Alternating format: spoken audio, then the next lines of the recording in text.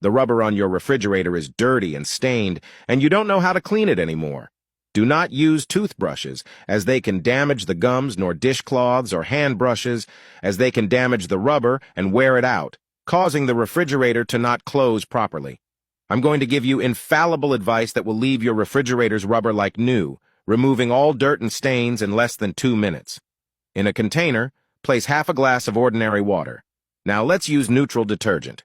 It can be anyone you have at home. Add 2 tablespoons and mix well. This recipe is very simple. Then add baking soda. If you have it, you can use salt, but baking soda is preferable. Add approximately 2 tablespoons as well. You probably already have these ingredients at home. To finish, we will use alcohol vinegar. It must be the alcohol one, as the other one doesn't work. Add approximately 2 tablespoons, the same amount as the other ingredients. Note that when adding vinegar, a foaming reaction may occur due to the bicarbonate. This is normal. Now, mix everything very well.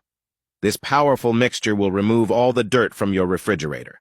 To make application easier, pour it into a spray bottle using a funnel so you don't waste anything. Now we'll show you how to do it.